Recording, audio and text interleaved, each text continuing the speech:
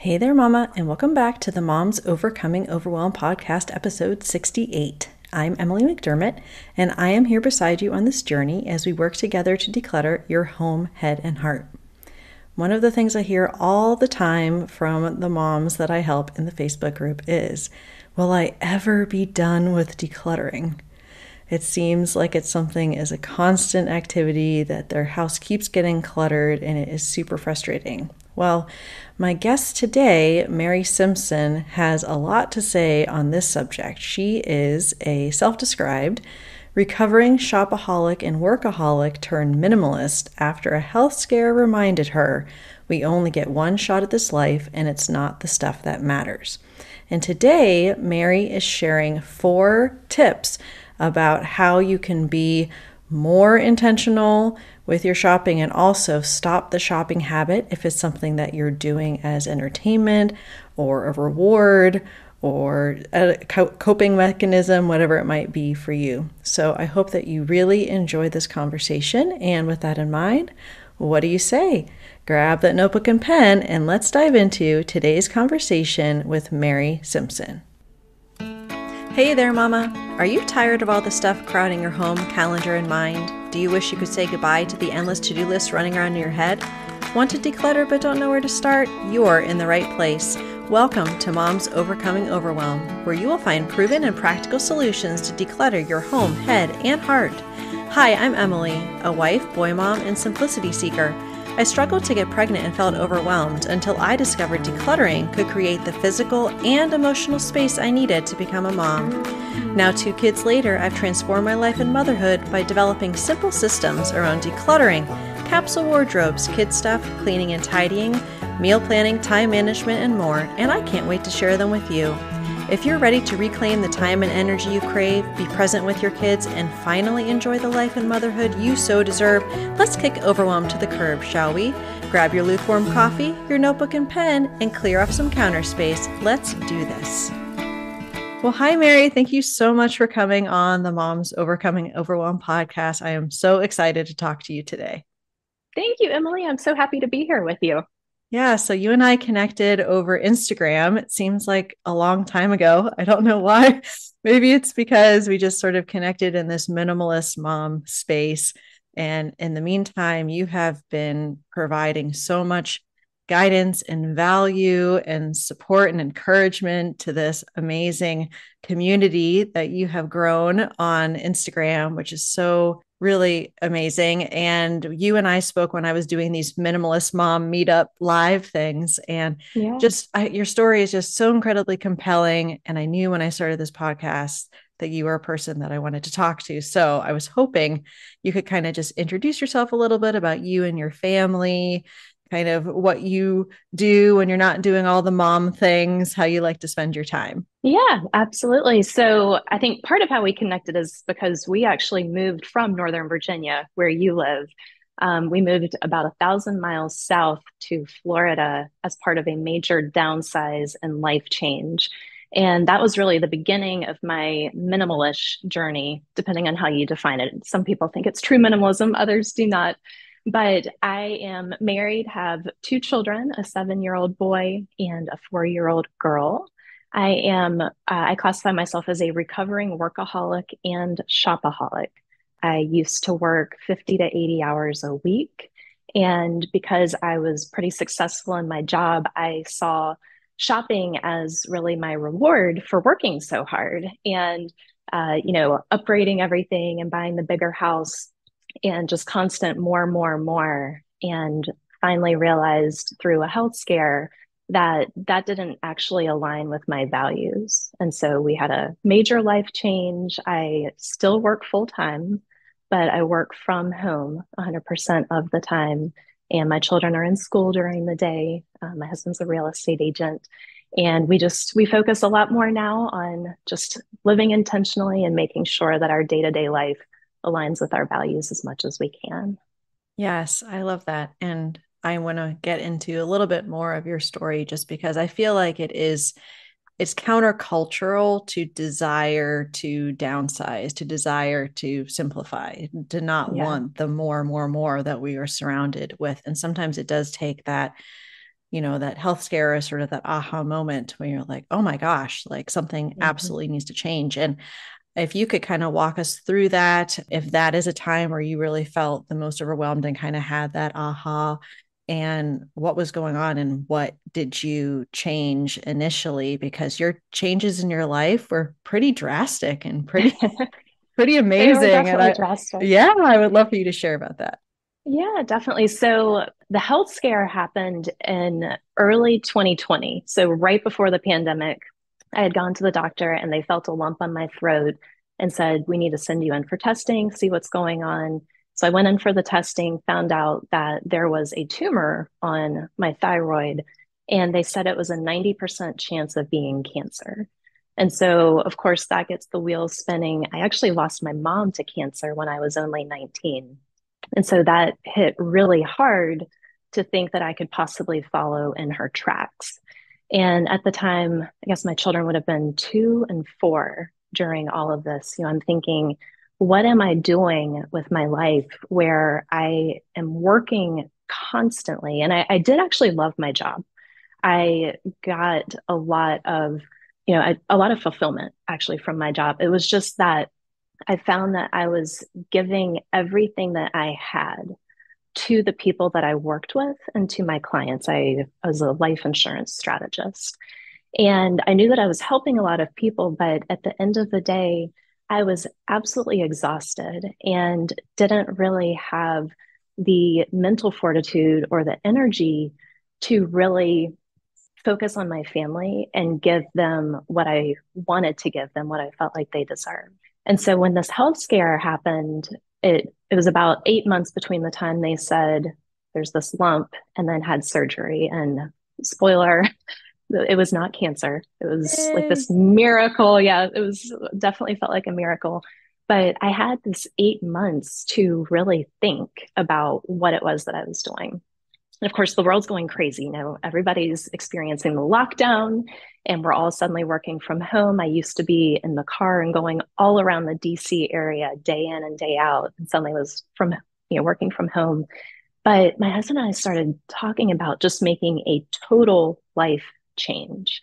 And the beach was really what called to us. And, it was one of those things like a lot of people, I think, strive to move to the beach like when they retire or have like a second house at the beach. And we wanted to go all in. Let's just figure out a way to make this work. And if this is something we want to do, why put it off for 25 or 30 years if we can figure out a way to make it happen now? And later that year, it was in December, we had been talking, looking at places, couldn't find just the right spot because, of course, with young children, you want good schools. And if you may not have a job when you move, you need to make sure the cost of living is reasonable enough. There are all of these different factors. And in December, I got to go out to Hawaii, to Maui, with a group of friends. And when I was out there, I learned about this location in Florida. And it was a couple of spots near where we are now, but it basically started some intense Googling. And my husband, who's a real estate agent, he's pulling up all of his systems. And we honed in on the area of Southwest Florida that we are in now. And a couple of weeks later, flew down, found a house, went under contract.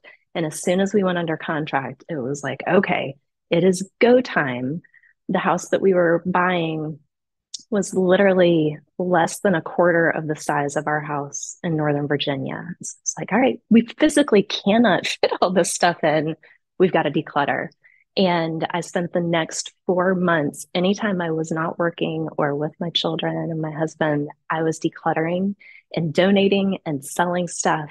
And I mean, it was a crazy 4 months. It was like that was all that I did outside of work, sleep, and kids. Wow, that is so amazing. And just like to have that catalyst moment that you really are able to examine your life and also, like you Yeah. said, examine kind of where these precious resources are going and recognizing, wow, my energy and time is not going where I want them to go. I've been thinking a lot about this concept of capacity, which is that, Mhm. instead of looking at what our homes can physically hold, which is usually how we're making decisions about how, what we keep or what we Mhm. purchase, that we should be looking at our actual capacity to be able to manage it and still be able to pour in to these things that are most important to us. So Yeah, I love that. you had such a major shift with your physical space, and then obviously your work life was shifting a little bit. And I know that you mentioned earlier that you're a recovering workaholic and shopaholic. So I Hmm. want to talk about that because I have women come into my life here through the Facebook group, and they're like, okay, Emily, I'm ready.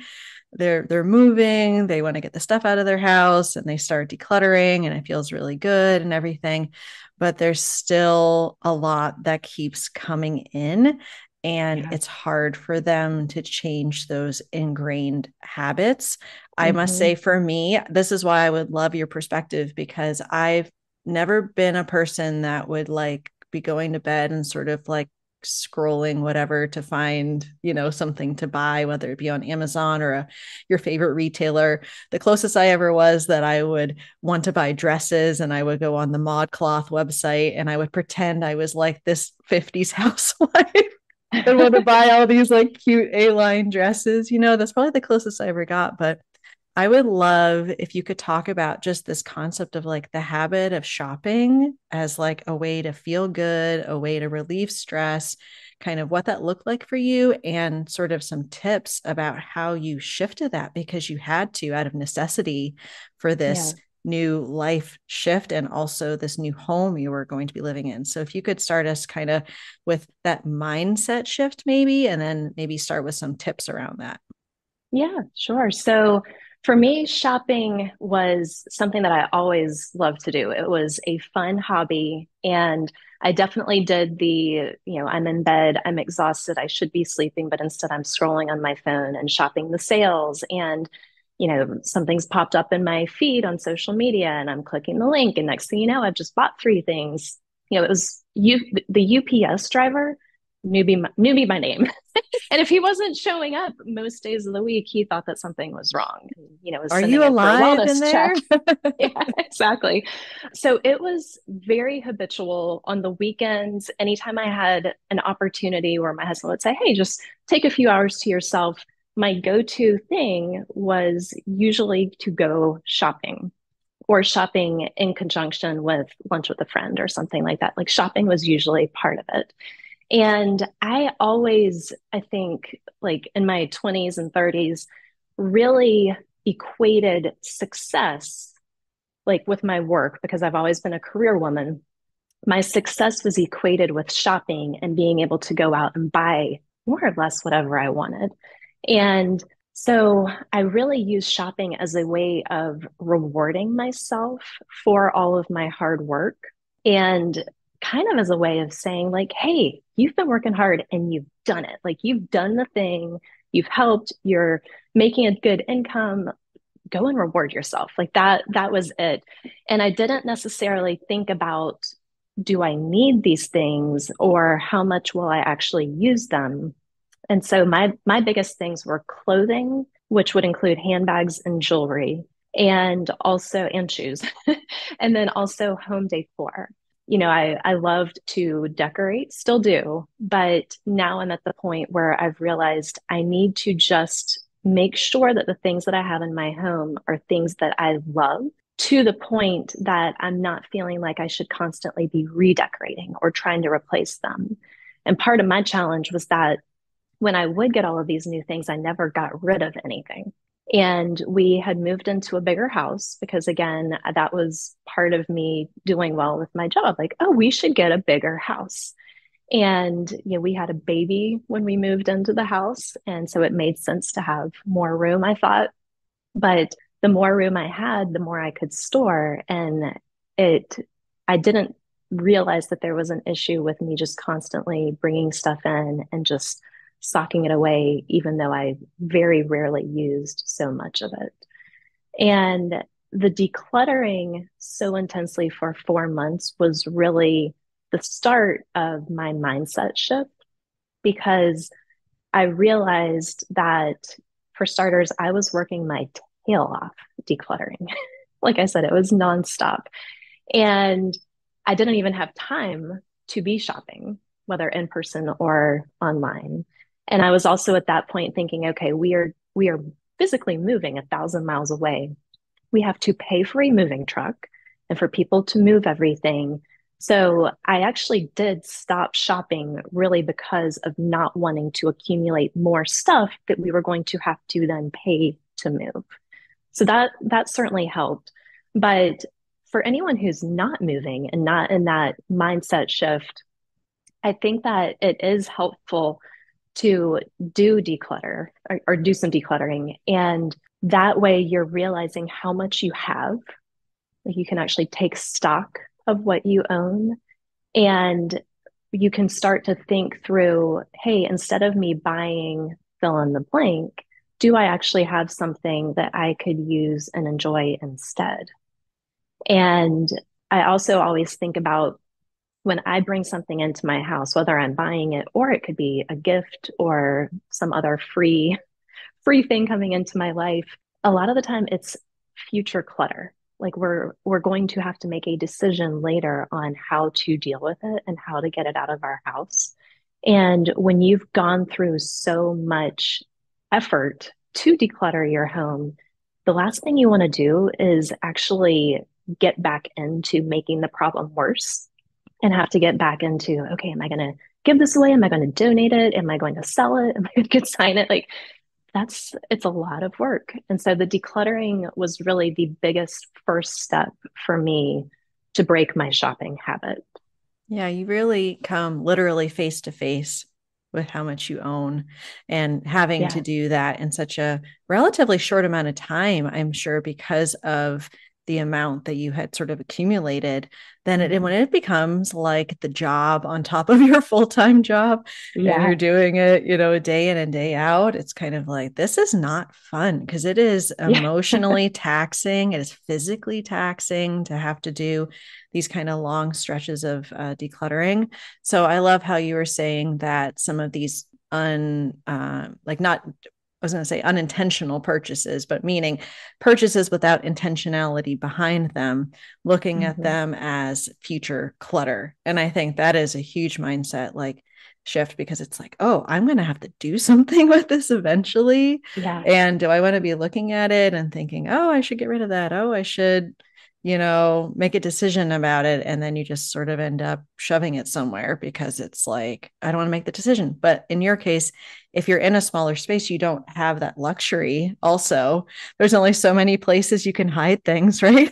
Yeah, In a exactly. smaller home, which is actually great. I mean, I'm in a townhome that's about, I think with the basement, it's almost close to 2,500 square feet. I do not want to move like ever. And in fact, I have these dreams of living in a tiny house after the kids are out of the house. And my husband's 6'3", and he's like, there's no way I'm living in a tiny house. I'm It like, could come be a tall, on. tiny house. I know they make those, right? They must. But the kids will be like, we want to live in a single family home. And I'm like, no, because I don't want to have, more space. Yeah. So yeah, that is really helpful. Okay. Hit me with your next tip, girl, because I'm excited. Yeah, definitely. So, once we moved, I'm in this new house. And so I'm like, oh, now I can redecorate. And so I actually started to get back into my old habits. I started going back to Home Goods whenever I would get the chance and Hobby Lobby and, new lifestyle at the beach. I was like, oh, I need to go buy tons of tank tops and shorts and swimsuits, like all the stuff that I already had. Like I actually still needed to declutter further. And so I really paused, and pausing is, I think, one of the best things that we can do. So this is my second tip after decluttering. So push the pause button when you are tempted to buy something that would be considered an impulse purchase, meaning you didn't have something on your list. You weren't going to the store specifically for an item, but then you see the item, or you're looking online and next thing you see this item that you're tempted to buy.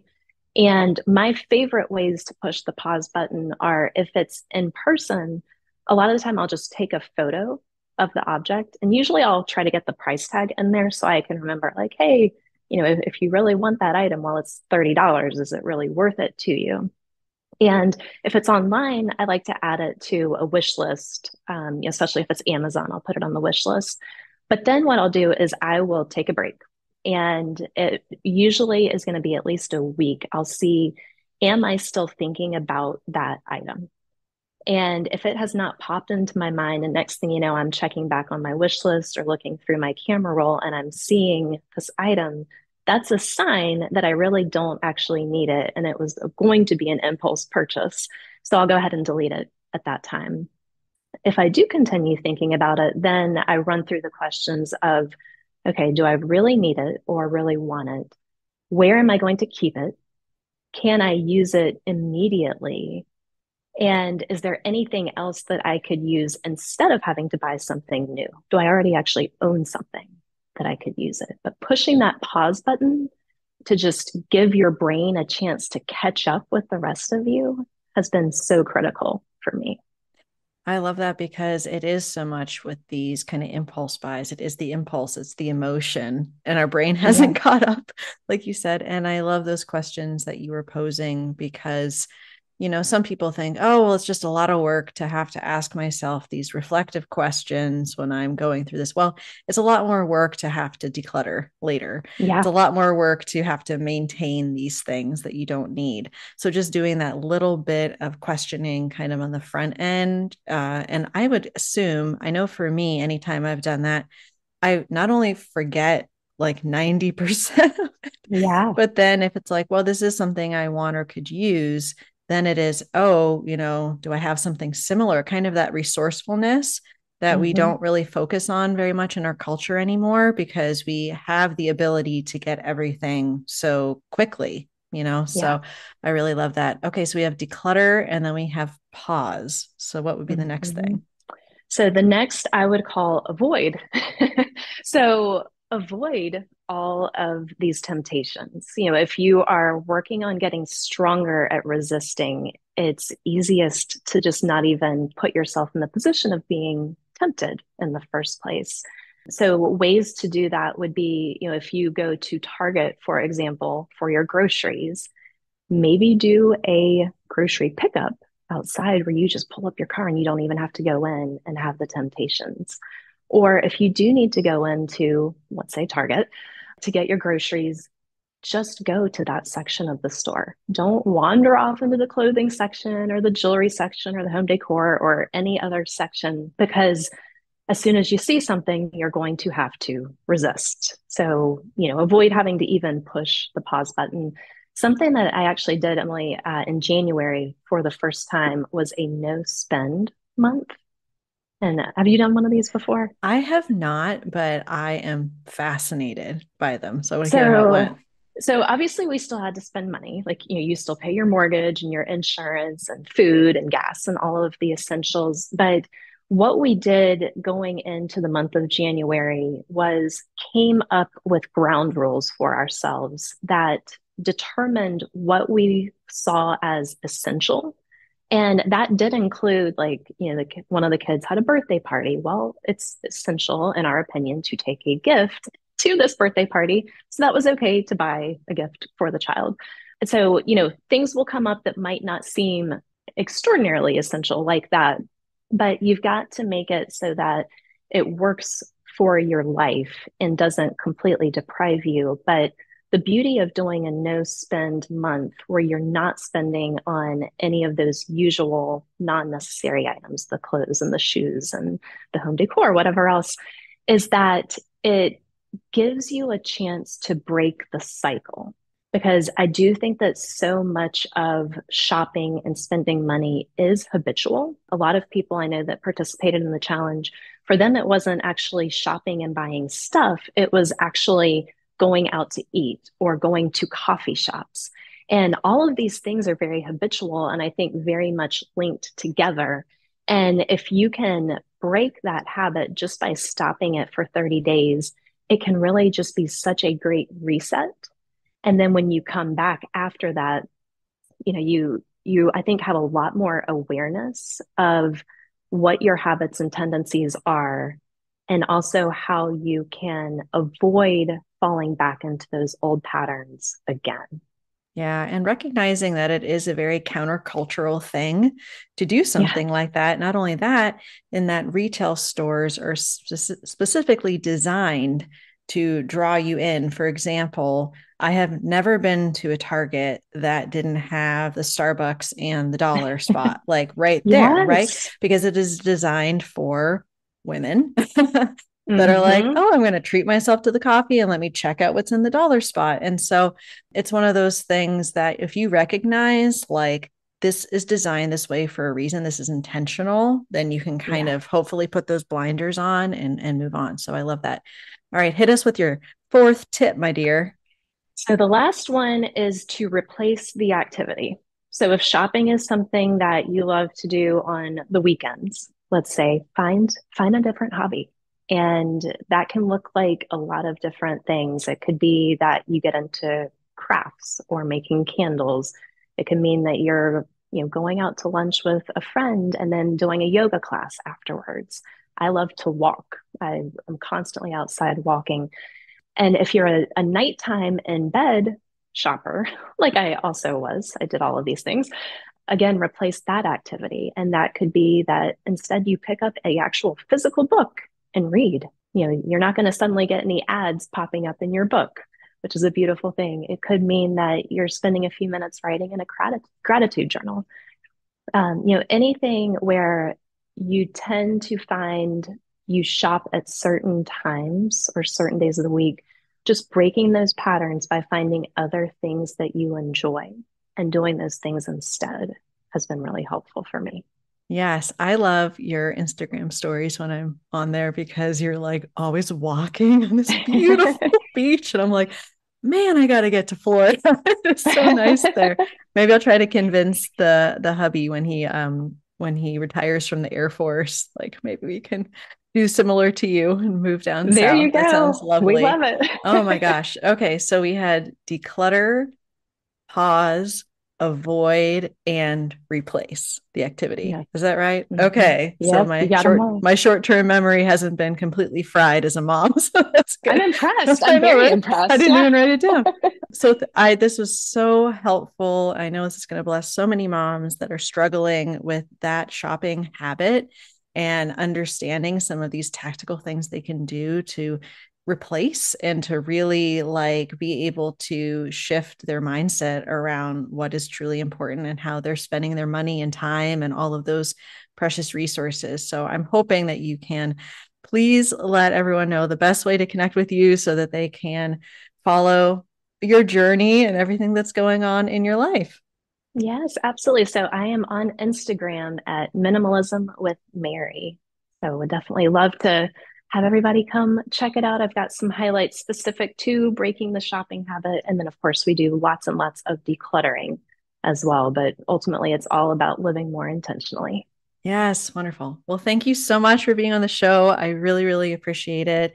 And it just was such a pleasure talking to you again. Yeah, always fun. Thank you so much, Emily.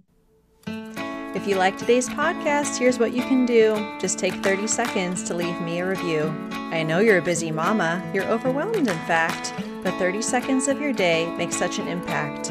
I'll be blessed by your words, they'll definitely make my day. And who knows, you might be entered for this month's giveaway. In Apple Podcasts, scroll down to write a review. Thanks so much for your time. I'm so grateful for you.